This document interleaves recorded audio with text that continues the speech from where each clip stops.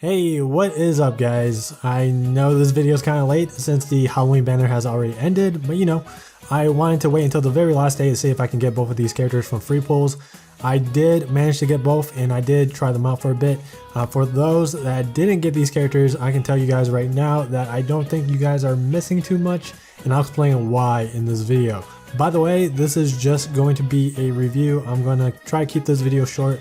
I'm not going to tell you guys how to play these characters because they are pretty linear characters, alright? So we're going to start with Halloween Melsa, or Helsa for short. Skill 1 is a 25% strength team buff, which is not too bad, but it does cost a lot being at 4,770 SP. This buff affects any element, not just wind, so it works similar to Lance Elison's skill 1. Even so, I don't think you're ever going to use Helsa on off-element teams. If off-element teams require a strength buffer, then Elison is better because her S1 has a lower cooldown, faster animations, and she also has innate buff time. Basically, Elison is just better in every way as an off-element buffer. As for wind teams, wind already has a lot of buffers and pseudo buffers, but the main guy we have to talk about is Tobias. Tobias is just straight up better than Helsa as a wind buffer because he can get his skill 1 off faster and he has innate buff time. However, there are some fights where Tobias doesn't do well, in particular Master Ciela co-op. Master Ciela co-op is just way too hectic. Tobias just doesn't do well in that environment. He's good in that solo fight but not co-op. Helsa handles co-op Master Ciela a lot better, I would say, but when I tried her out in Master Ciela, she didn't feel like she had a significant impact. Regardless though, I would prefer having T-Hope on my team instead of Helsa at that point. Anyways, you get the idea, so we're gonna move on to her skill 2. It costs 6,800 SP and 14,280 SP as a shared skill. It doesn't deal that much damage, but it does inflict poison, and it lowers poison resistance by 10% for 30 seconds. That poison resistance debuff is pretty cool because it essentially allows characters to land poison an infinite amount of times. As interesting as that sounds though, I don't feel like that's something that will be useful anytime soon. For that to be useful, that means the fight has to last for a very long time, and that's just not how it is in this game nowadays. Everyone is just killing every boss really quickly, so an effect like this isn't really needed. I know from personal experience that Master Ciela pubs have a really hard time with clearing quickly, but it can be done. I've experienced quick clears, but I've also experienced very slow clears as well. You know, that fight can range anywhere from like 3 to 9 minutes to clear depending on the players and the team comp. In my opinion, if Master Ciela takes too long, then poison resistance debuff still doesn't really solve the issue.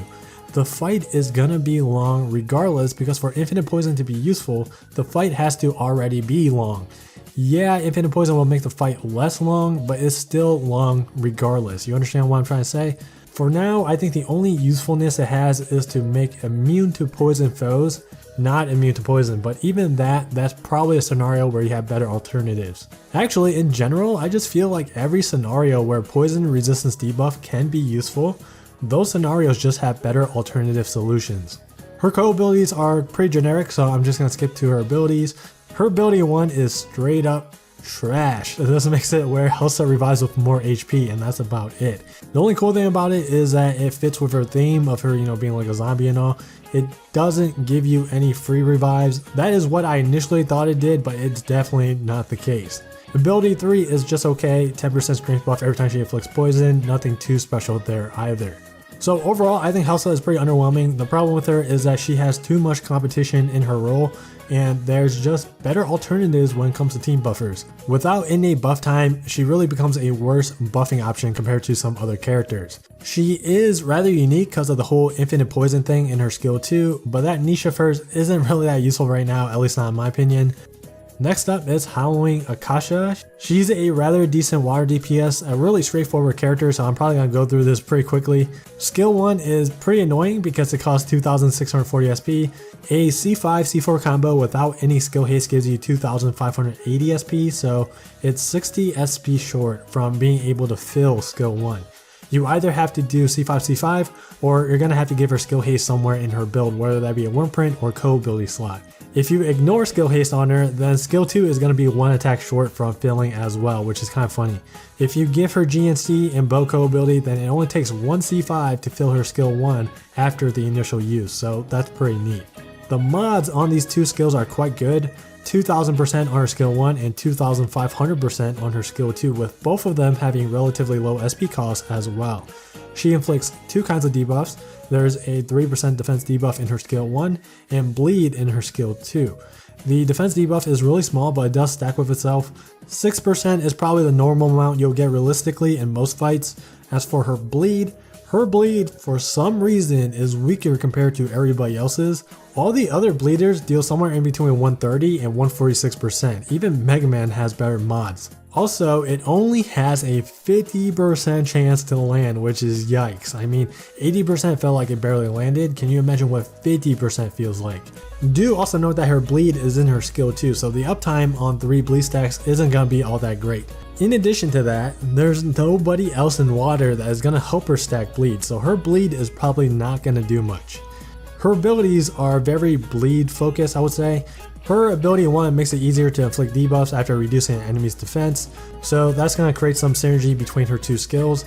After she uses skill 1, it's pretty much guarantees that the bleed in her skill 2 is going to land. Ability 3 gives her 45% recovering potency after successfully inflicting bleed. From testing, this gives her about 300 to 400 HP, so definitely not bad. In a fight where healing is needed, it's probably going to be a dead skill because chances are there's probably someone on the team that has healing. However, in a 4 DPS comp where healing double buff is required, I can see this skill being able to free up a Prince slot, depending on the fight of course. So Akasha isn't too bad, she has good mods on her skills, so she does do decent damage on her own. Nothing else really stands out about her at the moment because whatever she brings to the table for water, personal DPS aside, just doesn't synergize well with water characters right now. She is just a very selfish DPS with self-sustain, and that's about it. If Master Twins ends up having a good amount of co-op rooms where you can just like play whatever character that you want, then she's definitely viable in that environment. I'll tell you what though, a good bleeding Punisher print would definitely give her a big leap in value, but until then, she's not very meta defining right now, but she is solid.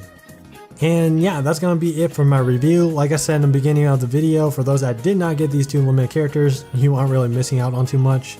Let me know what you guys think about these characters in the comments down below. And as always, I want to thank you guys so much for watching. Take care, and I'll see you guys in the next video.